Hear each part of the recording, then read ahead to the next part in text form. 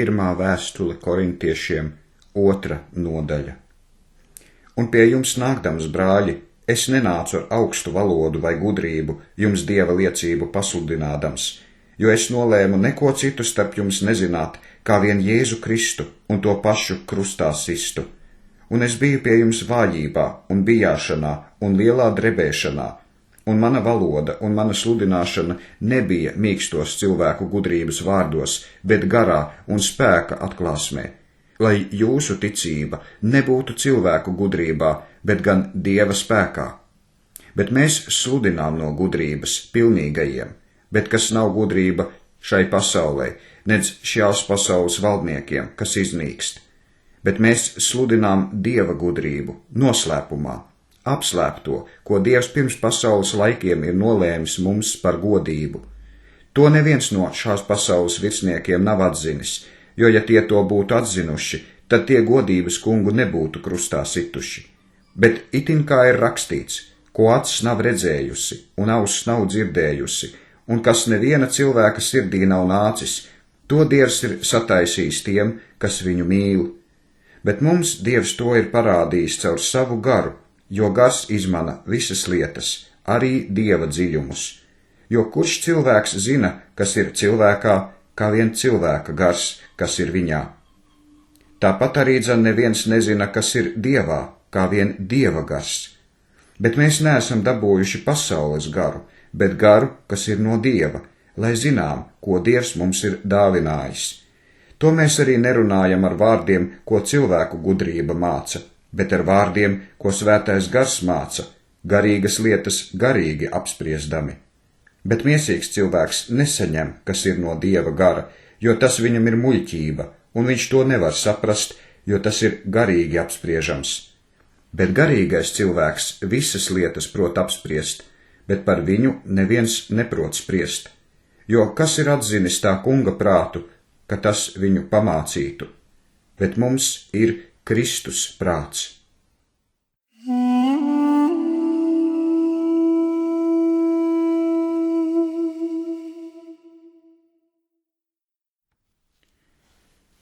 Pirmā ķēniņu grāmata, 15. nodaļa. Un ķēniņa Jerobeāma, Nebata dēla, 18. gadā Abijāms kļuva par ķēniņu pār Jūdu. 3 gadus viņš valdīja Jeruzalemē, un viņa mātei vārds bija Māha, Absaloma meita.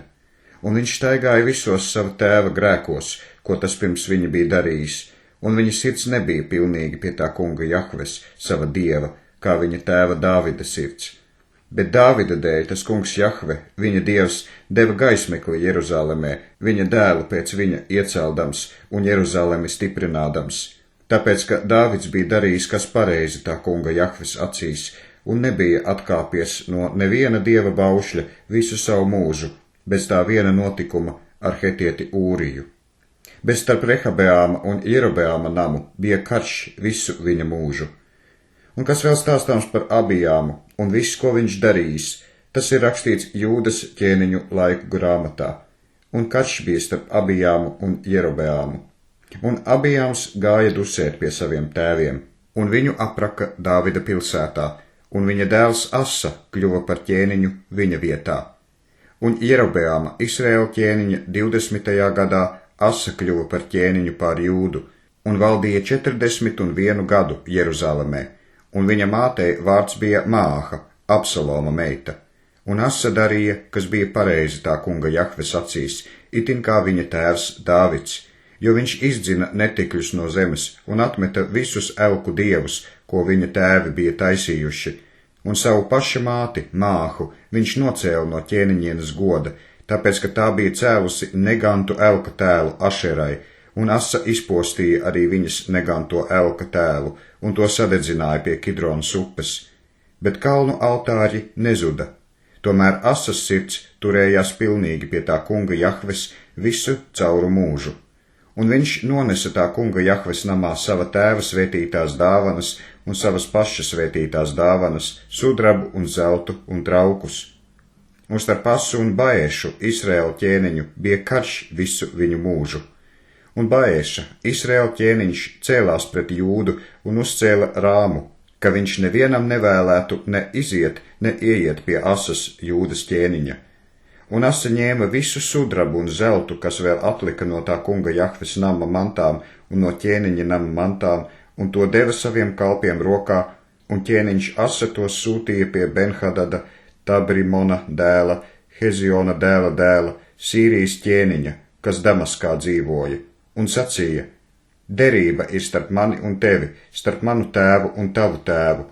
Redzi, es tev sūtu dāvanu, sudrabu un zeltu.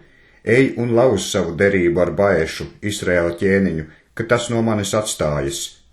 Un Benhadads klausīja ķēniņu Asu un sūtīja sava karaspēka virsniekus pret Izraēla pilsētām un kāva Ionu un Danu un Abelbet Māhu un visu Kinnerotu visā Naftaļa zemē. Kad nu Baeša to dzirdēja, tad viņš atstāja Rāmas celšanu un palika Tircā. Bet ķēniņš Asa lika izsaukt pa visu Jūdu, neviens netapa atlaists, ka vestu projām akmeņus no Rāmas un kokus, ko Baeša tur bija uzcēlis, un ķēniņš Asa ar tiem uzcēla Benjamina Gebu un Micpu. Un kas vēl par Asu stāstāms, un viss viņa spēks, un viss, ko viņš darījis, un visas viņa pilsētas, ko viņš uzcēlis, redzi, tas ir rakstīts Jūdas ķēniņu laiku grāmatā, bet savā vecumā viņš kļuva slims ar kājām. Un Asa gāja dusēt pie saviem tēviem, un tapa aprakts pie saviem tēviem sava tēva Dāvida pilsētā, un Jehošafats, viņa dēls, kļuva par ķēniņu viņa vietā. Un Nadabs, Jerobeāma dēls, kļuva par ķēniņu pār Izrēlu, Asas, Jūdas ķēniņa 2. gadā, un valdīja 2 gadus pār Izrēlu. Un viņš darīja, kas tam kungam Jahvem nepatika, un staigāja sava tēva ceļos un viņa grēkos, ar ko viņš Izrēlu bija apgrēcinājis. Un Baeša, Ahijas dēls no Isašara nama, derēja derību pret viņu, un Baeša to kāva pie Gibetonas, kas filistiešiem piederēja, jo Nadabs un viss Izrēls bija apmetušies pret Gibetonu. Un Baeša to nokāva Asas, Jūdas ķēniņa 3. gadā, un kļuva par ķēniņu viņa vietā. Un kad tas nu bija kļuvis par ķēniņu, tad tas apkāva visu Jerobeāma namu. Viņš nevienu neatlicināja no Jerobeāma, kam bija dvaša, tiekams viņš to bija izdeldējis pēc tā kunga Jahves vārda, ko viņš bija runājis caur savu kalpu Ahiju no Šīlo. Jerobeāma grēku dēļ, ar ko viņš apgrēkojās, un ar ko viņš Izraēlu bija apgrēcinājis, un viņa kaitināšanas dēļ, ar ko viņš to kungu Jahvi, Izraēla dievu, bija apkaitinājis. Un kas vēl stāstāms par Nadabu, un viss, ko viņš darījis, tas rakstīts Izraēla ķēniņu laiku grāmatā. Un starp Asu un Baešu, Izraēla ķēniņu, bija karš visu viņu mūžu.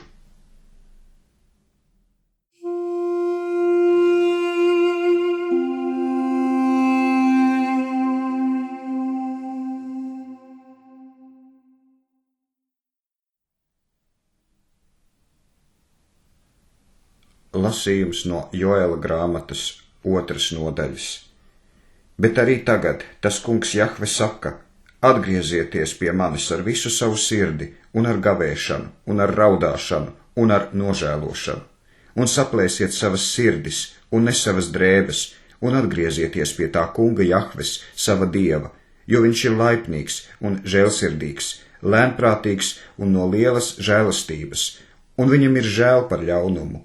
Kas zina, varbūt, ka viņš atgriezīsies, un viņam būs žēl, un atstās svētību aiz sevis, ēdamu upuri un dzeļamu upuri tam kungam Jahvem, jūsu dievam.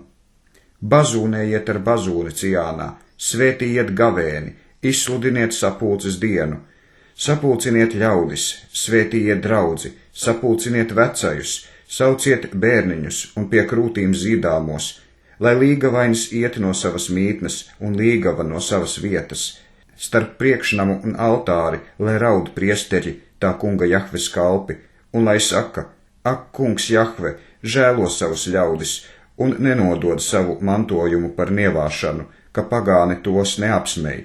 Kādēļ starp tautām būs sacīt, kur viņu dievs? Tad tas kungs Jahve iekārsa savas zemes pēc un saudzēja savus ļaudis.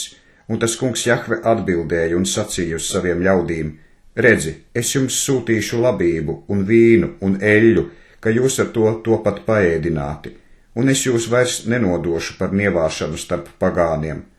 Un es atstādināšu tālu no jums ziemeļnieku, un to aizdzīšu sakaltušā un tukšā zemē, viņa priekšējos pulkus austrumu jūrā, un viņa aizmugurējos pulkus rietumu jūrā, un viņa smarža kāps uz augšu, un viņa smaka uzcelsies, jo viņš lielījās savos darbos.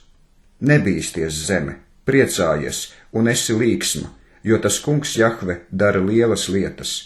Nebīstieties zvēri laukā, jo ganības tuksnesī atkal nesīs jaunu zāli, jo koki nesīs savus augļus, vīna koks un vīģes koks izdos savu spēku. Un Ciānas bērni, priecājieties un līksmojieties par to kungu Jahvi, savu dievu, jo viņš jums dos taisnības mācītāju un jums sūtīs lietu, agro lietu un vēlo lietu, kā pirmāk. Un kloni būs pilni labības, un spaidi tecēs pāri no vīna un eļļas. Tā es jums atmaksāšu tos gadus, ko siseņi, vaboles un kukaiņi un kāpuri ir noēduši, mans lielais kaļaspēks, ko es jums biju sūtījis. Un jūs ēstin ēdīsit un pieēdīsities, un slavēsit tā kunga Jahvis sava dieva vārdu, kas brīnišķi jums ir darījis, un mani ļaudis netaps kaunā nemūžam. Un jūs manīsit, ka es esmu Izraēla vidū, un ka es esmu Jahve, tas kungs jūsu dievs, un cits neviens, un mani ļaudis netaps kaunā nemūžam.